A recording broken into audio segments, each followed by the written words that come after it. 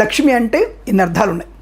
ప్రశాంతత, పరిశుభ్రత, ఆనందము, ఐశ్వర్యము, ధనము, సుఖము, సంతోషము, దరిద్రము లేనటువంటి యోగం. దరిద్రం అంటే ఏమిటి? చాలామంది అనుకుంటారు ఇంకా ఇల్లు లేకపోవడం అనుకుంటారు, బట్టలు అనుకుంటారు. కనీసం 2 పూటల తిండి ఉన్నవాడు కూడా ధనవంతుడే. తిండి లేనివాడు దరిద్రుడు. అంటే 2 పూటల తిండి లేనివాడు దరిద్రుడు. ఇంకా ప్రతిరోజు అడుక్కు తింటేనే వచ్చేది మాత్రం దరిద్రం. అంటే అటువంటి దరిద్రుడిని మనం ఏం చేయలేం. అటువంటి వాళ్ళు కూడా లక్ష్మీ అష్టోత్తరం చదువుకున్నాం.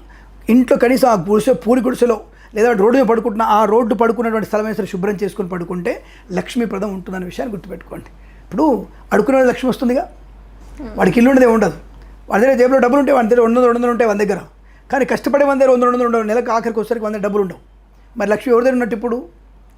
కాబట్టి లక్ష్మి అంటే సంతోషము, సంతృప్తి అని అర్థం. కాబట్టి అనేక రకాల అర్థాలు తీసుకోవాలి. కేవలం డబ్బు కాగితాల్లో ముడిపెట్టుకొని లక్ష్మి ఉండాలని కోరుకోకూడదు. అనేక రకాలుగా మనం ఉన్నప్పుడు ప్రశాంతంగా ఉన్నాం, ఒక ఏసీ వేసుకున్నాం, కెమెరా ముందు కూర్చున్నాం, ఒక పేరు ఉంది, ప్రఖ్యాతి ఉంది. నీ వృత్తిలో నీకు సుఖం ఉంది, ఆయన వృత్తిలో నీకు సౌఖ్యం ఉంది, నా వృత్తిలో నాకు గౌరవం ఉంది. కాబట్టి ఎవరి గౌరవం కూడా సుఖం కిందకి వస్తుంది, లక్ష్మి కిందకి వస్తుంది. మనం ఉన్నది లక్ష్మీ ప్రదంలోనే. మన స్థిరలక్ష్మి ఉంది. నీ నోట్లో 4 మాటలు ఉన్నాయి కాబట్టి నన్ను అడగలుగుతున్నావు. అంటే లక్ష్మీప్రద నీ ఇంట్లో ఉంది, నీ ఒంట్లో ఉంది లక్ష్మీదేవి. కాబట్టి సుఖంగా ఉన్నావు, నీకు గౌరవం ఉంది. 10 మందిలో నేను రికగ్నైజ్ చేసేగలిగే అవకాశం ఉందిగా. మరి నీలాంటి వాళ్ళు, సేమ్ నీలాంటి వయసు ఉన్నోళ్ళే, నీలాంటి వర్చస్సు ఉన్నోళ్ళే, బోర్డు మీద వాళ్ళకి ఎందుకో గౌరవం రావట్లేదు. ఎందుకు రావట్లేదు వాళ్ళకి?